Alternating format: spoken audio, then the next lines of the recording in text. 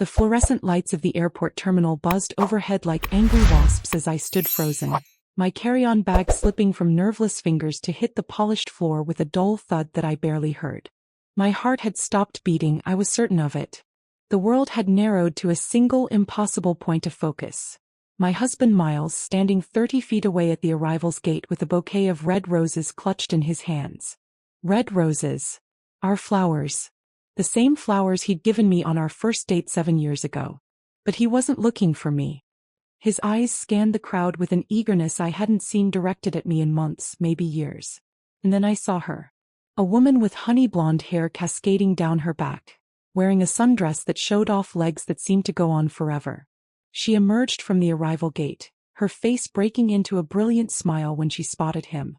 What happened next would be seared into my memory forever, playing on an endless loop during the sleepless nights that followed. She ran. Not walked. Not hurried. She ran toward my husband with the kind of unbridled joy that romance movies try to capture but never quite manage. Her suitcase forgotten, abandoned by a stranger who caught it before it toppled. And Miles, my Miles, the man who'd promised to love me until death parted us, dropped those roses and opened his arms wide. She jumped. He caught her. Her legs wrapped around his waist as his hands gripped her thighs, supporting her weight like he'd done it 1,000 times before. Like it was choreographed. Like it was normal. They kissed. Not a peck. Not a friendly greeting. They kissed the way drowning people gasp for air, desperately, hungrily, like they'd die without it. His hand tangled in her hair, her fingers clutched at his shirt, and I stood there watching my entire world incinerate while travelers brushed past me, completely unaware that they were witnessing a murder. Not of a person but of something equally precious. Trust, love, and the future I'd built in my mind. I don't remember picking up my bag. I don't remember walking to the taxi stand. I don't remember giving the driver my address. Our address, though it would never feel like ours again. All I remember is the cold rage that began to crystallize in my chest, freezing the tears before they could fall, hardening my heart into something sharp and unforgiving. Miles had made a choice. Now I would make mine. And I would make him regret every single moment of happiness he'd stolen from me. Before we continue, I want to say thank you for bearing witness to the moment my world shattered. If you believe that betrayal deserves consequences and that women have every right to fight back, please subscribe and tell us the city you are watching us from. Your support helps bring more stories of painful truths, fierce justice, and hard-won redemption to those who need to hear them. Now let's go back to the beginning. Enjoy listening. 24 hours earlier I'd been happy.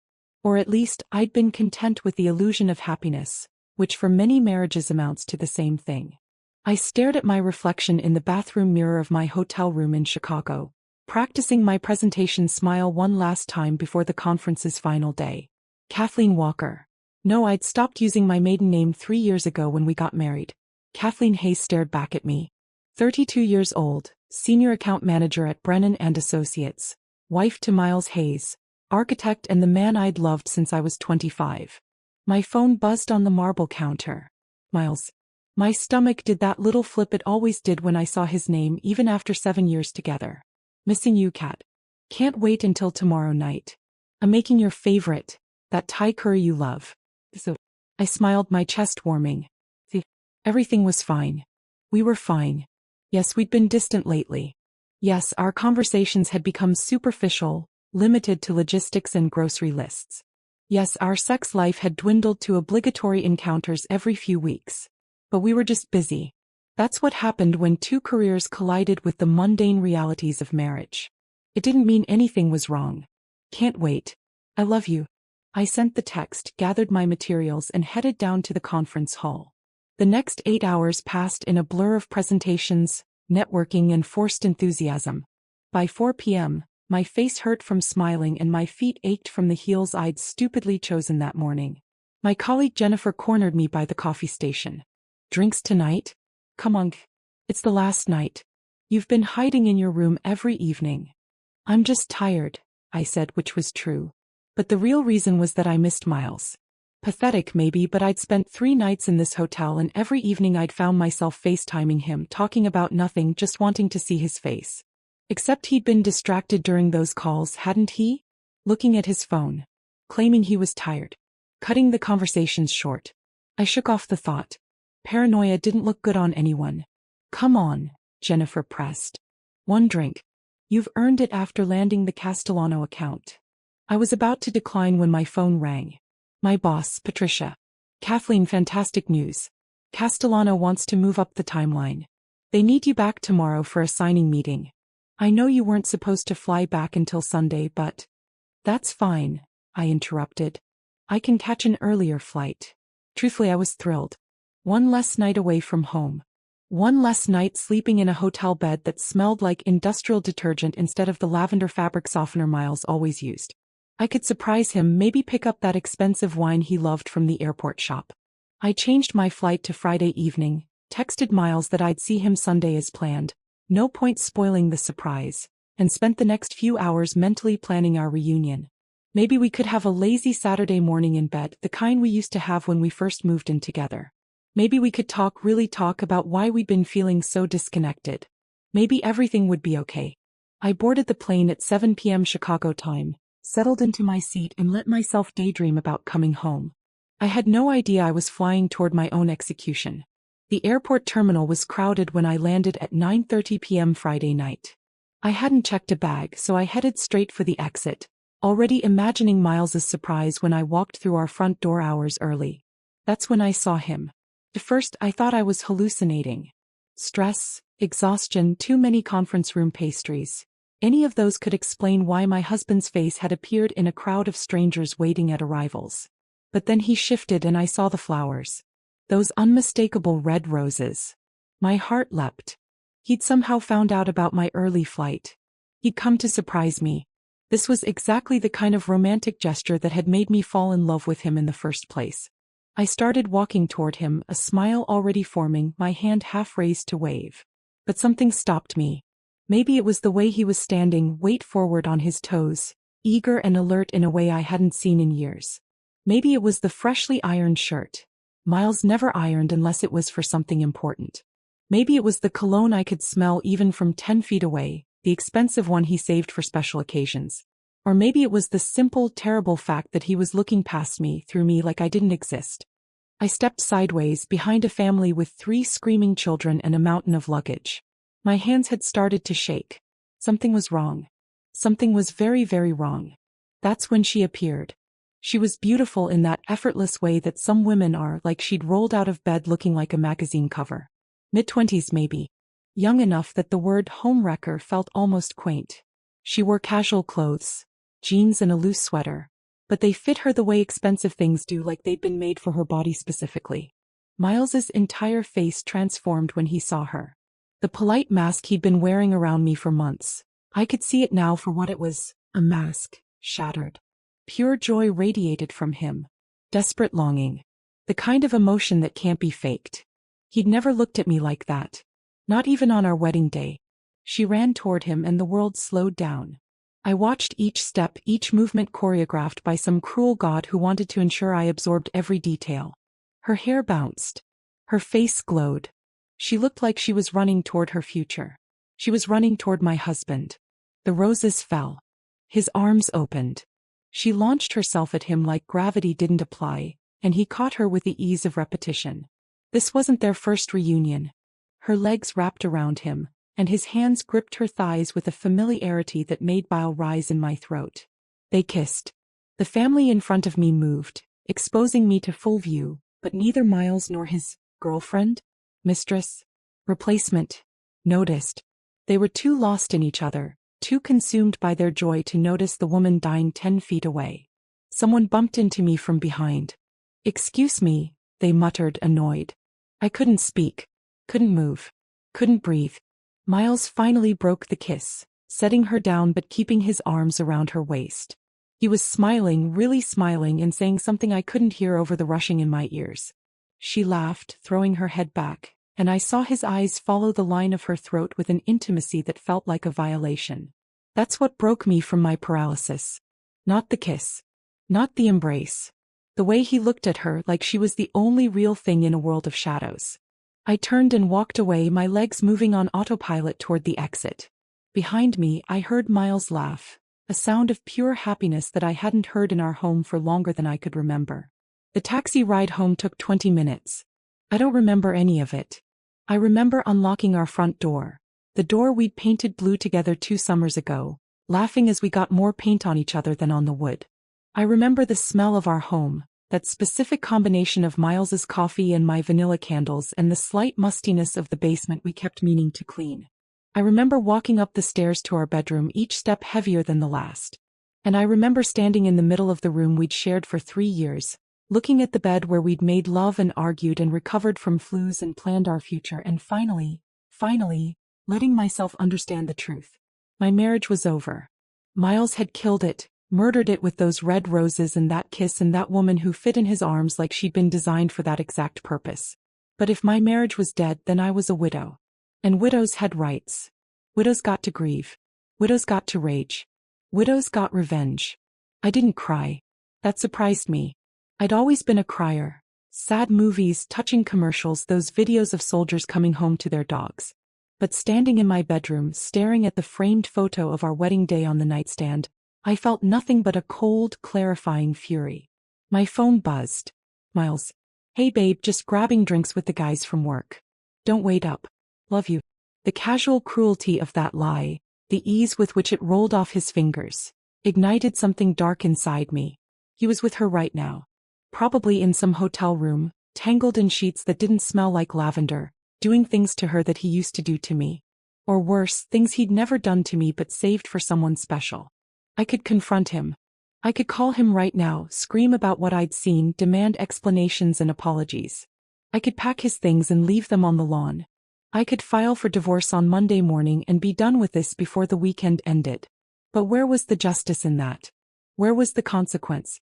He'd get to keep his happiness, his new girlfriend, his fresh start. He'd paint me as the bitter ex-wife, the one who couldn't let go. Within a year he'd marry her, and they'd have beautiful blonde children and live in some perfect house, and he'd rarely think about the woman whose life he'd destroyed. But I wanted him to hurt the way I was hurting. I wanted him to lose everything that mattered. I wanted him to understand what he'd done, to feel the full weight of his betrayal crushing down on him until he couldn't breathe. I wanted revenge. Real revenge. The kind that leaves scars. But first I needed information. I sat down at our shared desk, the one where we'd addressed our wedding invitations, and opened Miles's laptop. He'd never bothered to change the password from my birthday, which felt like its own kind of betrayal. Too lazy to hide his affair properly, too confident I'd never look. His email loaded. I scrolled through, my hands steady despite the rage trembling through my body. Work emails, spam, newsletter subscriptions. Nothing obvious. But I'd spent 7 years with this man. I knew how he thought. I checked his deleted folder. Jackpot. The emails went back 6 months. 6 months. While I'd been worrying about our distance, trying to plan date nights, wondering if we should see a marriage counselor, he'd been writing love letters to someone named Victoria. Victoria. Even her name sounded elegant, expensive. The kind of name that belonged to someone who wore sundresses and ran through airports like a romantic comedy come to life. I started reading. I can't stop thinking about last weekend. Being with you feels like coming alive after years of sleepwalking. I know this is complicated, but I've never felt this way before. Not even. He'd stopped himself before writing, not even with Kathleen. But the implication hung there, obvious and devastating. I kept reading, my vision tunneling, my breath coming shorter. I'm going to tell her soon. I promise. I just need to figure out the right time. She doesn't deserve to be hurt, but I can't keep living this lie. That was from 2 months ago. 2 months of promising to leave me while sharing my bed, eating my cooking, using my love as a safety net while he explored his grand passion. The most recent email was from yesterday. Can't wait to see you tomorrow, baby. I'm counting down the hours. Maybe after we get back from the airport we can go to our place? I missed you so much this week. Our place. They had a place. Somewhere they went to be together, to pretend they were a normal couple instead of a married man and his mistress. I opened his browser history next, my detective work fueled by pure rage. Hotel bookings. Expensive dinners at restaurants I'd mentioned wanting to try, where he'd claimed he'd been too busy or too tired to go. Jewelry purchases. A necklace I'd never seen. Florists. So many florists. Every red rose he'd given me in the last 6 months had been purchased alongside a dozen for her. 2-for-1 specials on Betrayal. I found his text messages next. He'd been careful to delete most of them, but he'd missed a few. Photos of Victoria smiling at the camera, clearly taken by Miles. Videos of her laughing, intimate and casual. Screenshots of inside jokes I wasn't part of. And then I found the worst one.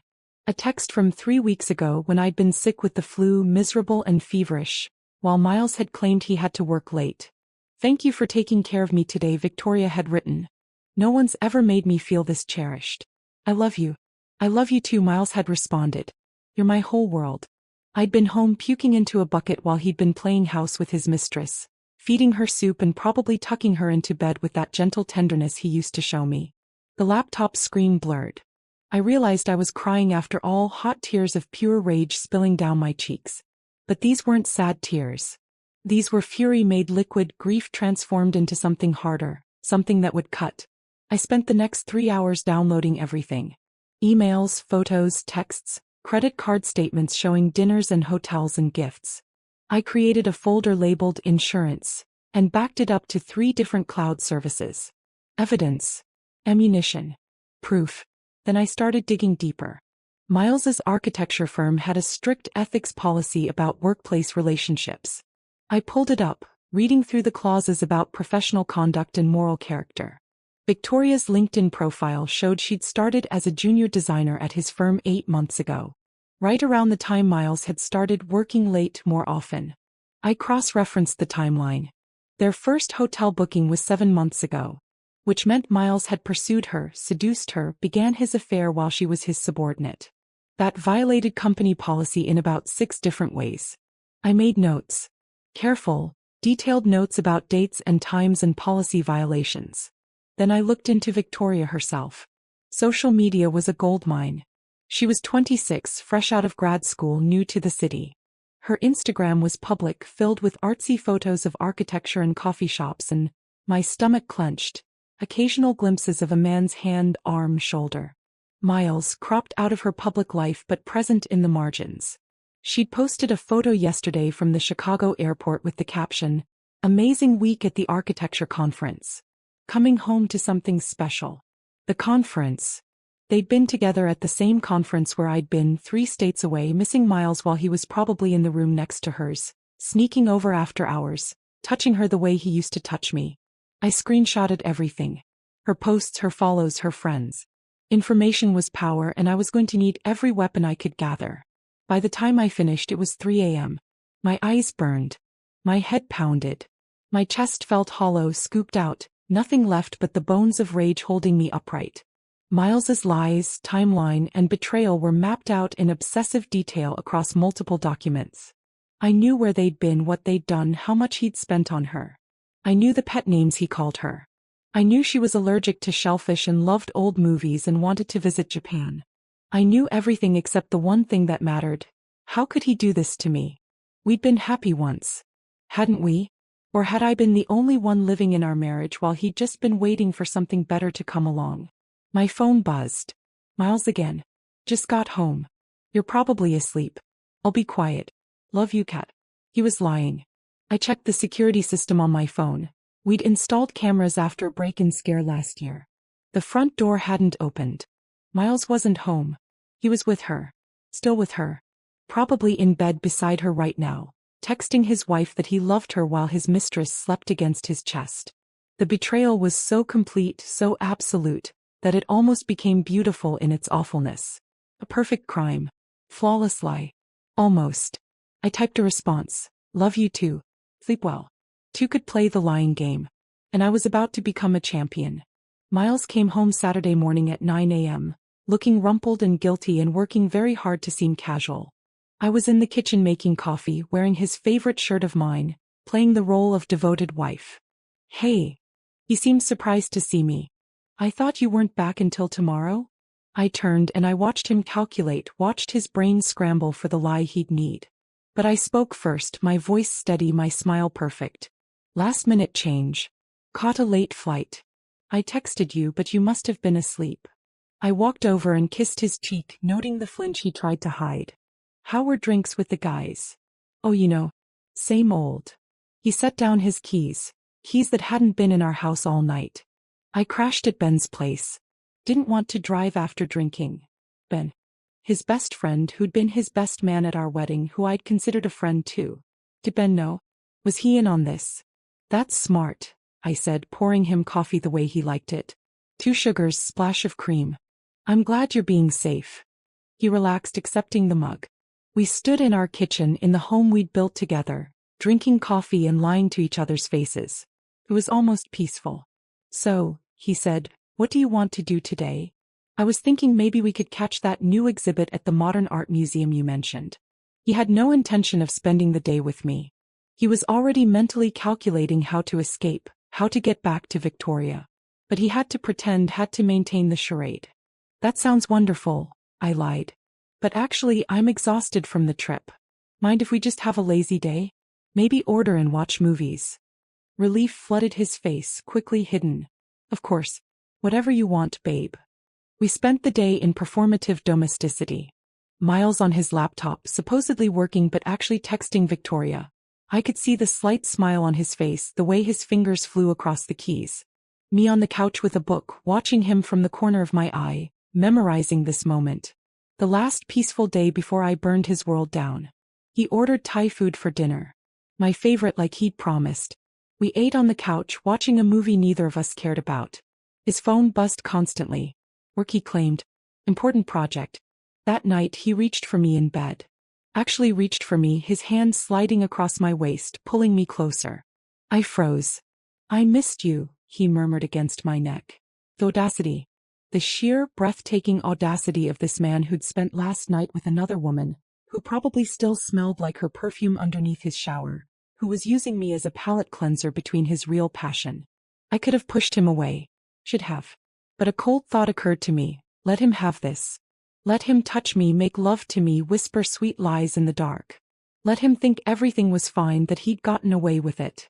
Because when I finally struck, when I finally made him pay, the memory of this moment, his false tenderness, his casual cruelty, would make the fall so much harder. So I turned in his arms and kissed him back. I let him make love to me in our bed, and I performed my part perfectly. I made the right sounds, touched the right places, gave him what he wanted. And the entire time I thought about Victoria. About airport roses. About 6 months of lies.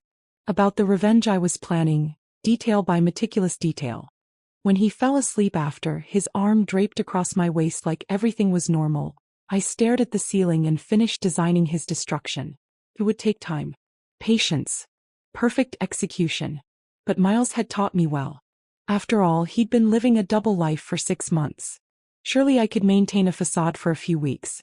The only difference was when my performance ended, there would be consequences. Brutal, devastating, unforgivable consequences. I smiled in the dark and started planning. Sunday passed in the same carefully constructed normalcy. Miles suggested brunch at our favorite cafe, the one where we'd had our first date, which felt like its own special cruelty. I agreed, played my part, laughed at his jokes, touched his hand across the table. I watched him check his phone obsessively, saw the disappointment flash across his face when I suggested we spend the afternoon together. He'd been planning to see her, I realized. Sunday was probably their day, and my early return had disrupted their routine. Good.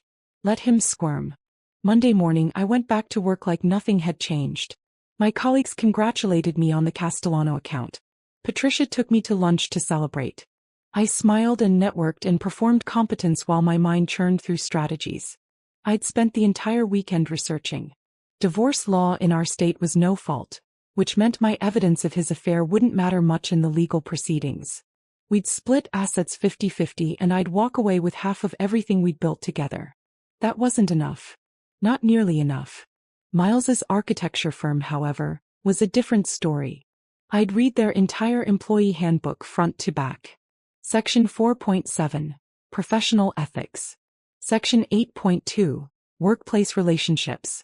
Section 12.4, Moral Turpitude Clauses. Miles wasn't just having an affair. He was having an affair with a subordinate, which violated company policy.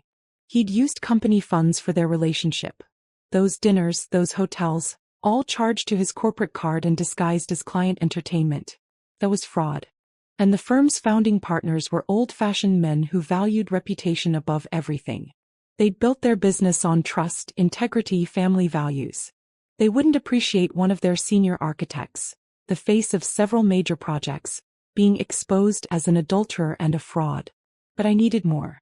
I needed to understand the full scope of his betrayal before I could properly dismantle his life. Tuesday evening, while Miles claimed he was working late, I did something I'd never imagined myself capable of. I hired a private investigator. His name was Raymond Torres, and he came highly recommended by a colleague who'd used him during her own messy divorce. We met in a coffee shop downtown, far from anywhere Miles might go. Raymond was in his 50s, with tired eyes and the patient demeanor of someone who'd seen every variation of human betrayal. I showed him the evidence I'd compiled: emails, texts, photos, credit card statements. He barely reacted. "How long have you known?" "5 days. His eyebrows rose slightly. "And you haven't confronted him?" "Not yet." "Smart." He leaned back, considering me with new respect. "What exactly do you want from me, Mrs. Hayes?"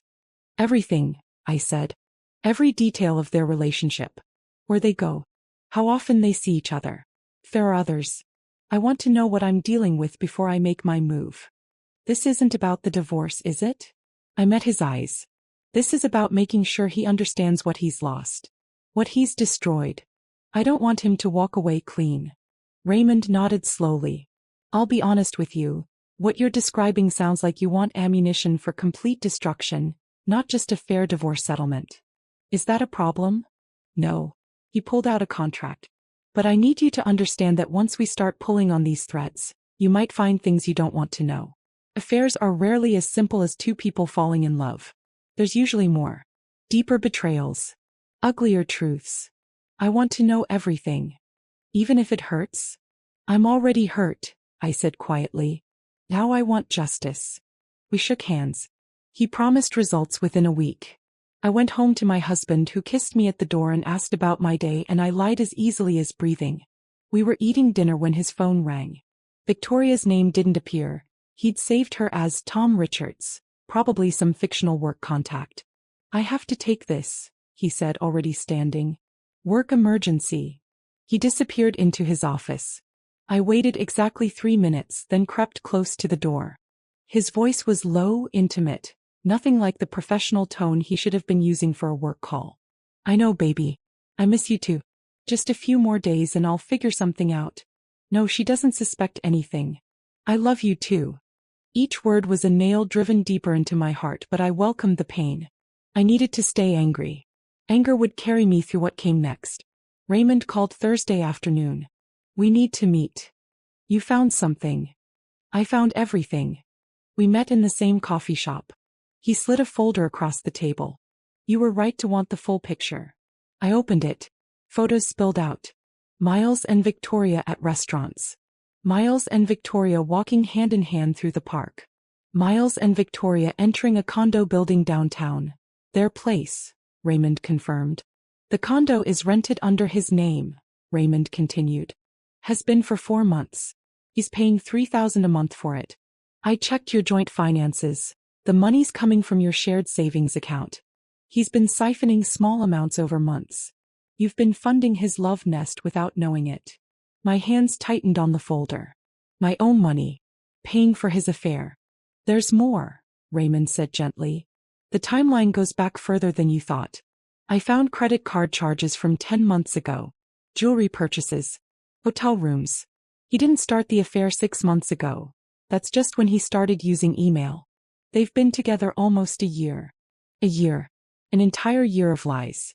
Every anniversary dinner, every "I love you," every time he'd made love to me. All of it contaminated by her presence in his life. "And Victoria?" I asked, my voice barely steady. 26, like you found. But she's not quite the innocent young thing you might think. I did some digging into her background. This isn't her first time with a married man. Her last job in Seattle ended badly. Affair with her boss there too. He divorced his wife, married Victoria's predecessor. There's a pattern. So she was a professional homewrecker. Somehow that made it worse. "One more thing," Raymond said, and his expression turned sympathetic. "I followed them Tuesday night. They met for dinner, then went to the condo. I have time-stamped photos. They were there for 4 hours. Tuesday night. The night Miles had claimed he was working late on the Henderson project. The night I'd sat at home worried about him, texting to make sure he ate dinner, telling him I loved him. He'd been fucking her while I worried about his well-being. Mrs. Hayes. Raymond's voice pulled me back. Are you all right? I'm perfect, I said, and I meant it. Because now I had everything I needed. Now I could strike. What's your next move? I smiled and Raymond actually flinched. I'm going to destroy him. Setting the trap required patience and precision. I spent the next week being the perfect wife, cooking Miles's favorite meals, asking about his day with genuine seeming interest. He relaxed into the routine, convinced his secret was safe. Meanwhile, I was building my case. I made copies of everything: emails, texts, photos from Raymond, credit card statements showing the money he'd stolen from our savings. I compiled a timeline of the affair with such detail that it could serve as evidence in court. Every lie, every hotel, every dinner, documented and dated. I consulted with 3 different divorce attorneys, choosing the most ruthless one. Melissa Grant was a shark in designer heels, famous for leaving her opponents financially devastated. She reviewed my evidence with the enthusiasm of a predator scenting blood. This is comprehensive, she said, impressed. The embezzlement from joint funds, the workplace ethics violations, the duration and scope of the affair. We can make his life very difficult. I don't want difficult, I corrected. I want scorched earth. Melissa smiled. Then you came to the right place. We developed a strategy. The divorce would be brutal but legal. The real damage would come from everywhere else. His job, his reputation, his relationship with Victoria. You're sure about this? Melissa asked. Once we start, there's no taking it back. He'll hate you. Good, I said. I want him to hate me. I want him to feel a fraction of what I'm feeling. I hired a second private investigator. One Miles would never connect to me, to follow Victoria. I wanted to know everything about her too. Her routines, her friends, her vulnerabilities. The report came back interesting. Victoria had student loans, significant ones. She was living beyond her means, her lifestyle funded partially by Miles but also by credit card debt.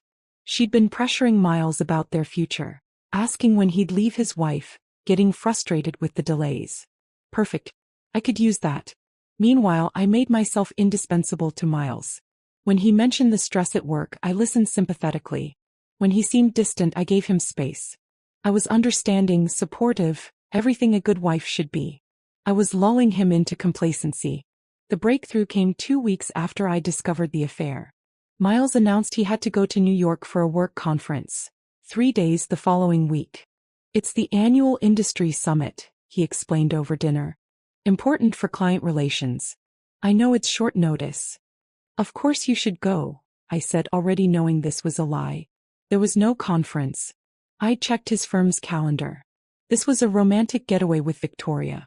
I verified it that night while he showered. His email to Victoria.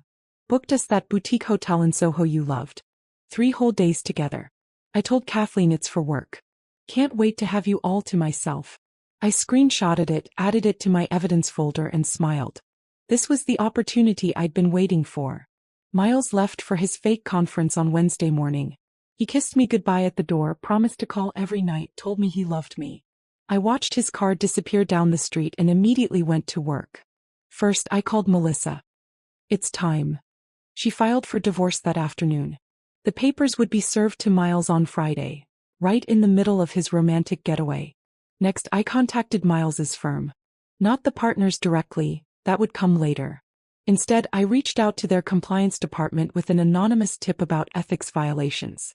I provided dates, evidence of the relationship with Victoria, proof of the misused company funds. Let them start their investigation. Let the questions begin. Then I drove to the condo, their place. Raymond had given me the address. It was in a trendy neighborhood, the kind of building with a doorman and expensive lobby furniture. The kind of place that costs $3,000 a month. My $3,000 a month. I had Raymond's photos showing Miles entering and leaving with the key. I had bank statements showing the payments. I had enough evidence to prove he'd rented it. I walked into the lobby like I owned the place. The doorman looked up. I'm here about Unit 412, I said confidently. There's been some confusion about the rental agreement. I need to speak with the building manager. It took 20 minutes and a carefully constructed story about marital property and legal disputes, but eventually I walked out with a copy of the lease agreement. Miles's signature, bold and clear, renting a one-bedroom condo for 12 months. Evidence. More evidence. The pile was growing. Thursday, I took a personal day from work. I spent the morning at the bank separating our finances. I withdrew exactly half of everything from our joint accounts. My legal right. I opened my own accounts, changed my direct deposit, began the process of financial disentanglement. The money Miles had spent on Victoria. Approximately $40,000 over 10 months. I documented separately. That was theft from marital assets, and Melissa assured me we could go after him for it. I changed the locks on our house. Changed the security codes. Changed the passwords to our shared streaming accounts and email and everything else we'd combined in our marriage. I was erasing him from my life with surgical precision. Thursday afternoon, I did something that might have been cruel but felt necessary. I called Victoria. She answered on the second ring, her voice cautious. Hello. Victoria, hi. This is Kathleen Hayes. Miles's wife. Silence. Then in a small voice, oh. I know about the affair, I said calmly. I know everything. I've known for 3 weeks. I'm filing for divorce and I wanted to give you a heads up. The papers are being served tomorrow and his firm has been notified of your relationship. There will be an investigation. We. She was scrambling, panicking. It's not what you think. We're in love. He was going to tell you. When? After another year of lies? After he'd spent more of my money on fancy hotels and jewelry for you? My voice stayed level, almost pleasant. I wanted you to know what you're getting, Victoria. You're getting a man who lies to the person he promised to cherish forever. Who steals from joint accounts. Who risks his career for an affair. Is that really what you want? You don't understand what we have. I understand perfectly. You're 26 and stupid and you think you're special. But you're not. You're just another affair. And when he gets bored of you or someone younger comes along, you'll be exactly where I am now. Only you won't have the dignity of being the wronged wife. You'll just be the mistress who should have known better. I hung up before she could respond. Let her stew in that. Let her doubt, question, wonder if I was right. Let her suspicion poison their perfect little getaway. Friday morning, Miles called me from New York. He sounded stressed. Everything okay? I asked innocently. Yeah, just work stuff. The conference is fine. I miss you. I miss you too, I lied. When will you be home? Sunday afternoon. I'll text you my flight info. Can't wait, I said, and there was a horrible truth in that. I genuinely couldn't wait to see his face when he came home to the ruins of his life. The process server found him Friday afternoon. Raymond had given them the hotel address. The boutique hotel in Soho that Victoria loved. The one Miles had booked for their romantic escape. According to the process server's report, Miles had been in the hotel bar with Victoria when he was served. The look on his face, the server said, was priceless. An hour later, my phone exploded with calls and texts from Miles. What the hell is this? Kathleen, call me right now. We need to talk about this. This is insane. You can't just file for divorce without talking to me. I let them all go to voicemail. I disabled his key code for the house. Changed the locks. He couldn't just show up and demand explanations. He'd have to wait until Sunday. Have to stew in uncertainty. Have to wonder what I knew and what I'd done and how completely his life had just imploded. That night, I slept better than I had in 3 weeks. Miles came home Sunday afternoon to find his key didn't work. I watched through the window as he tried it multiple times, confusion giving way to anger. He pounded on the door. Kathleen, open the door. We need to talk. I let him pound for 5 minutes before I opened it. I didn't invite him in. What the hell is going on? His face was red, his eyes wild. Behind the anger I could see fear. You filed for divorce without even talking to me? Did you talk to me before you started fucking Victoria? I asked calmly. He flinched. How did you? I saw you. At the airport. 3 weeks ago. I came home a day early and I saw you pick her up. Saw you kiss her. Saw you look at her the way you haven't looked at me in years. My voice was steady, cold. I know everything, Miles. Every dinner, every hotel, every lie. I have evidence. Emails, texts, photos, credit card statements. The money you stole from our savings to pay for your love nest downtown. All of it. He opened his mouth. Closed it. Opened it again. Kathleen, please. Let me explain. What's there to explain? You've been having an affair for 10 months. You fell in love with someone else. You were too much of a coward to tell me, so you just kept living two lives, lying to both of us, stealing from our marriage to fund your grand romance. I leaned against the doorframe. Oh, and your firm knows, by the way. About the affair with your subordinate. About the misuse of company funds. They're conducting an investigation. His face went white. You told my work? I provided evidence to their compliance department. They're required to investigate ethics violations. You know that. You signed the conduct agreement. You're trying to destroy my career. I'm documenting your choices, I corrected. You destroyed your own career when you decided to fuck your junior colleague and charge the hotels to your corporate card. This is insane. He was yelling now, desperate. People make mistakes. Marriages go through rough patches. We can work through this. Work through what, Miles? Work through you telling another woman you love her? Work through you renting a secret apartment with my money? Work through you spending our anniversary, with her instead of me? He froze. You know about that? I told you. I know everything. I pulled out my phone, scrolled through photos. I know about the necklace you bought her for Valentine's Day. I know about the weekend you told me you were at a work retreat but actually took her to that bed and breakfast in Vermont. I know about the night I had the flu and you were supposedly working late but were actually playing house with her. Each revelation hit him like a physical blow. He thought he was so careful. Thought he'd gotten away with it. I loved you, I said quietly. I gave you 7 years of my life. I was faithful and supportive and patient. And you threw it away for someone you barely know. It's not like that, he said, but his voice lacked conviction. Victoria and we have something real. Something I haven't felt in years. Not since me, I finished. You're saying the same things to her that you said to me when we first met. The same romance, the same passion, the same promises. And in a few years when that fades too, you'll find someone else. Because the problem isn't me, Miles. It's you. That's not fair. Fair. I laughed and it came out harsh. You want to talk about fair? You stole from me. You lied to me every single day for almost a year. You made me doubt myself, made me think our distance was my fault, that I needed to try harder to make you happy. All while you were getting everything you needed from someone else. I'm sorry. His voice cracked. God, Kathleen, I'm so sorry. I never meant to hurt you. It just happened and then it was too late and I didn't know how to stop. You stopped by being honest. By having the basic decency to end our marriage before starting another relationship. But you wanted both. You wanted the safety of a wife at home and the excitement of a mistress on the side. You wanted everything and you didn't care what it cost me. He was crying now. Actually crying. Part of me, a small dying part that still remembered loving him, wanted to comfort him. But the larger part, the part made of ice and fury, felt nothing but satisfaction. What happens now? He asked. Now you deal with the consequences. The divorce will be finalized in 6 months. I'm taking my half of everything. More actually, since I can prove you stole marital assets. You'll need to find somewhere else to live. This house is in my name. My parents gave us the down payment, remember? Kathleen, please. Your firm will probably fire you. Victoria too.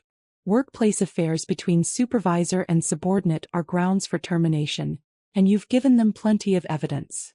I smiled coldly. But hey, at least you'll have each other, right? Isn't that what you wanted?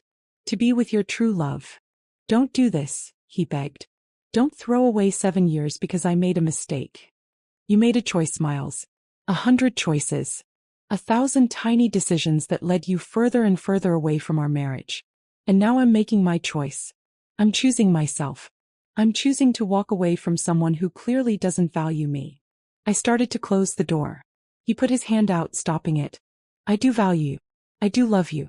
This whole thing with Victoria, it doesn't change what we had. It changes everything, I said. It makes every memory suspect. Every I love you a potential lie. Every moment of happiness tainted by the knowledge that you were capable of this level of deception. I looked him in the eye. You don't get to keep me as a backup plan while you explore your grand passion. You made your choice. Now live with it. I closed the door in his face. locked it, listened to him cry and beg and pound on the wood for another 10 minutes before he finally left. Then I walked to my bedroom now, not ours, and let myself feel the full weight of what I'd just done. It should have felt like victory. Instead, it just felt like death. The death of my marriage, my trust, my belief in happily ever after. But death could be liberating. From the ashes, I could become something new. Something harder. Something that would never let anyone hurt me like this again. I looked at myself in the mirror. My eyes were dry. My jaw was set. I looked like a stranger. Good. The old Kathleen was gone. The woman who'd believed in love and trust and forever. This new version didn't believe in anything except consequences. And Miles's consequences were just beginning. The next 3 weeks were a masterclass in controlled destruction. Miles's firm moved quickly. The investigation I'd triggered with my anonymous tip uncovered exactly what I'd given them. Concrete evidence of an affair with a subordinate, misuse of company funds, and violations of their ethics policy. Both Miles and Victoria were terminated within a week. I felt nothing watching his career implode. He'd built his reputation on integrity and family values. His portfolio literally included a children's hospital and a family wellness center. The irony was almost beautiful. Victoria called me twice. I didn't answer. She left voicemails alternating between anger and desperation. In the second one, she was crying, saying I'd ruined her life, that she and Miles were really in love, that I was being vindictive. I deleted them both. Her life was not my concern. Melissa was ruthless in the divorce proceedings. She'd filed for fault-based divorce, citing adultery and financial misconduct. Miles's lawyers tried to push back, tried to negotiate for no fault, but the evidence was too strong. We had him cornered. He'd either accept our terms or face a trial where every detail of his affair would become public record. His choice. He chose to settle. I got the house, all of it, not half. I got 3/4 of our savings to compensate for what he'd stolen. I got the better car. I got the furniture, the art we'd collected, the life we'd built. He got to walk away with his dignity barely intact and a fraction of what he'd had before. The financial damage was severe, but not as severe as what I did to his reputation. I'd spent weeks compiling evidence, cross-referencing dates, building a timeline that was irrefutable. Once the divorce was filed and I was no longer bound by any loyalty to Miles, I started talking. Carefully. Strategically. Never vindicatively, just stating facts when asked. I had lunch with the wife of Miles's business partner. Mentioned, casually, how difficult it had been discovering the affair. How long it had gone on. How many lies he'd told. He was sympathetic, understanding. And within a week, everyone in their social circle knew. I attended a charity gala. One where Miles and I had been on the planning committee. People asked where he was. I smiled sadly and said we were divorcing, that he'd been having an affair with a colleague, that I was trying to move forward. Whispers spread like wildfire. I made sure every friend, every colleague, every acquaintance knew the truth. Not through malicious gossip, but through quiet, heartbroken honesty. I played the wronged wife perfectly, dignified, hurt but gracious. Miles's reputation crumbled. The architecture community was smaller than people thought. Word spread about the affair, the termination, the ethics violations. Projects he'd been lead designer on quietly removed his name. Clients canceled meetings. His professional network, built over a decade, dissolved. He tried to call me several times those first few weeks. I never answered. There was nothing left to say. Raymond kept me updated on Miles's downward spiral. He'd moved in with Victoria after the firm fired them both. They'd lasted exactly 3 weeks in their love nest before the fighting started. Turned out poverty and unemployment weren't as romantic as secret hotel rendezvous. Who knew? Victoria blamed Miles for getting them both fired. Miles blamed Victoria for being too obvious about their relationship. They blamed me for being vindictive. They blamed the firm for being too strict. They blamed everyone but themselves. By week 4, Victoria had moved out. Back to Seattle, according to her social media. She'd posted a vague status about toxic relationships and lessons learned. The comments were brutal. Friends calling her out for the affair, pointing out that dating a married man had predictable consequences. Miles was alone. Unemployed. Blacklisted in his industry. Living in a cheap apartment, burning through his settlement money, watching his entire life fall apart. And I felt empty. Not satisfied. Not vindicated. Just hollow. Because revenge, I was learning, didn't actually heal anything. It just gave you something to do while the wound festered. 6 months after I discovered the affair, the divorce was finalized. I sat in Melissa's office, signing the final papers that legally ended my marriage. My hand was steady. My eyes were dry. I'd cried all my tears already. You won, Melissa said as I stood to leave. Completely. He's lost everything, his job, his reputation, his wife, even his girlfriend. You destroyed him. I know. So why don't you look happy? I met her eyes. Because destroying him didn't fix what he broke. I walked out of her office into a life I'd carefully reconstructed. I'd thrown myself into work, earning a promotion and taking on high-profile clients. I'd started therapy to process the betrayal. I'd joined a gym, taken up painting, reconnected with friends I'd neglected during my marriage. I'd done everything you're supposed to do after a divorce. I'd healed, or at least performed healing convincingly. But at night, alone in the house that was now solely mine, I felt the emptiness. Not for Miles. I didn't miss him. I didn't love him. I barely remembered what loving him had felt like. But I missed something. The idea of partnership, maybe. The belief that someone could know all of you and still choose you every day. The hope that love could last. Miles had killed that hope, and no amount of revenge had resurrected it. I ran into him 3 months after the divorce was final. Grocery store of all places. He looked terrible, thin, unshaven, wearing clothes that had seen better days. He saw me and froze, his hand tightening on his shopping cart. We stared at each other across the produce section. Two people who'd promised forever, now strangers. Kathleen, he said finally. You look good. Thank you. Silence. Awkward, heavy silence. I'm sorry, he said. I know it doesn't matter now, but I need you to know I'm sorry. For everything. You deserved better. I did, I agreed. I lost everything. His voice cracked. My job, my reputation, Victoria. Everything. And I know it's my fault. I know I did this to myself. I should have felt triumph. This was what I'd wanted. Him broken, understanding the consequences of his choices. Dad, I just felt tired. Good luck, Miles, I said, and I meant it. Not out of lingering love, but because I was done. Done with anger, done with revenge, done with letting him occupy any space in my heart, even the space reserved for hate. I walked past him, paid for my groceries, drove home to my empty house. That night, I deleted all the evidence folders. All the emails, screenshots, photos. The timeline of his betrayal that I'd constructed so meticulously. I didn't need them anymore. I'd gotten my revenge. I'd made him pay. And it had given me nothing except the bitter satisfaction of watching him suffer. But suffering wasn't a foundation to build a new life on. At some point I had to let go. Not forgive, I'd never forgive him. But release. Stop letting his betrayal define me.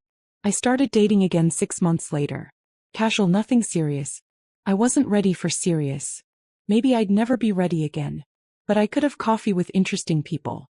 I could have conversations that didn't revolve around betrayal and revenge. I could remember what it felt like to laugh without bitterness. Slowly, painfully slowly, I started to feel human again.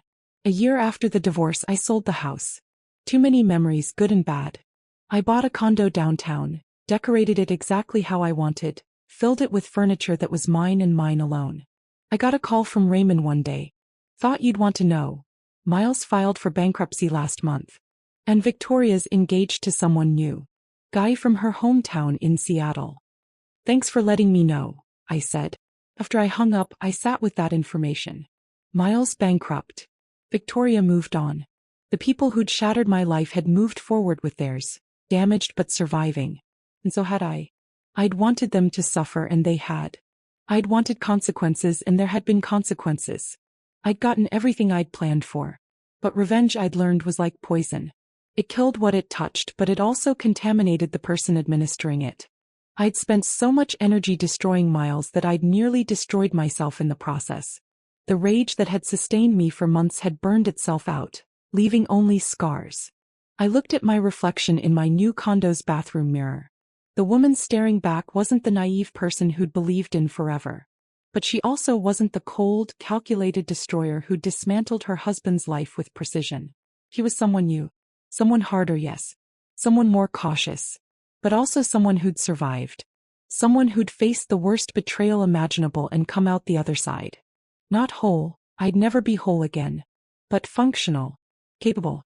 Strong in a way I'd never had to be before. Miles had broken me. I'd broken him back. And now we were both broken people living broken lives, carrying the weight of what we'd done to each other. There was no winner. Just two people who'd loved each other once and destroyed that love through cruelty and revenge. I'd thought consequences would heal me. That making him pay would somehow balance the scales, restore what he'd taken.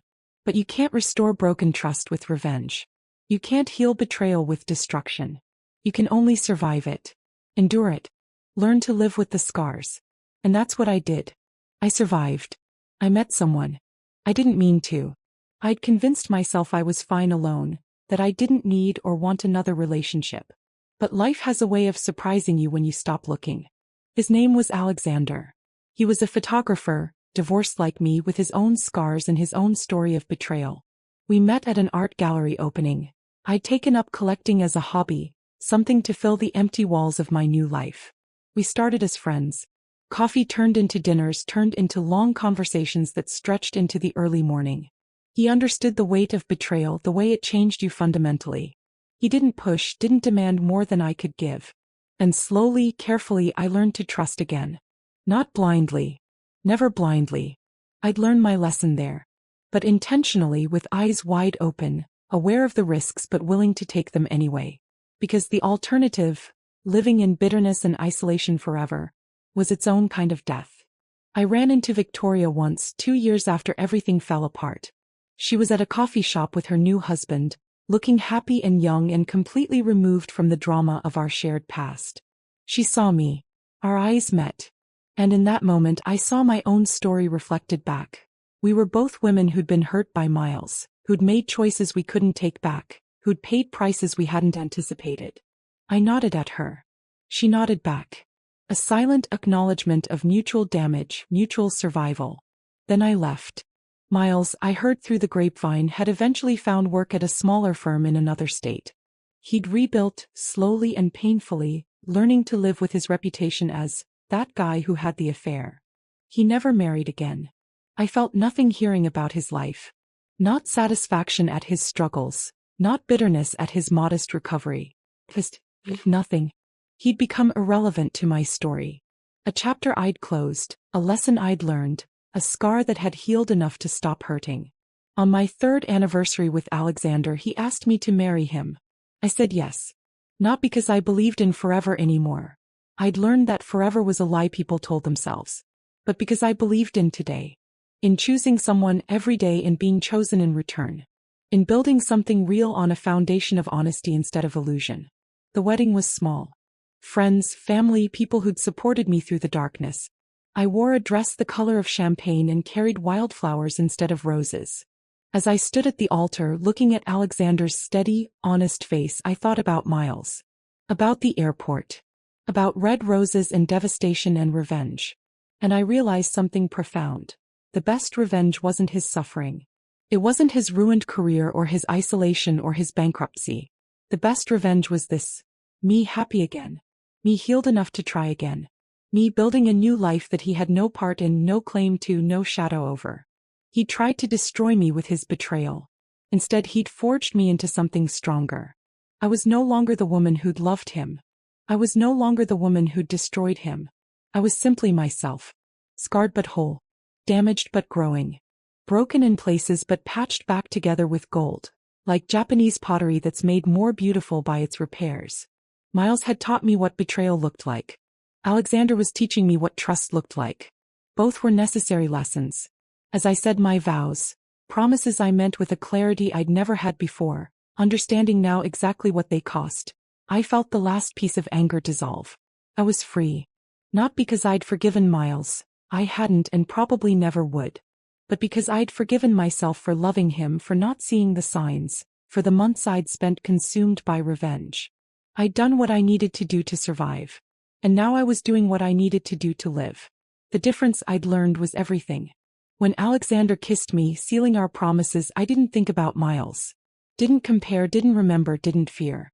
I just lived in the moment. This perfect, precious, hard-won moment of happiness.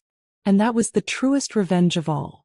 Finding joy again despite everything that had tried to kill it. The story of my betrayal didn't end with destruction. It ended with reconstruction. Miles got his consequences. I got my revenge. We both got our scars. But I also got something he never would. A second chance at happiness earned through pain and built on truth. In the end, I didn't just survive what he did to me. I transcended it. And that made all the difference.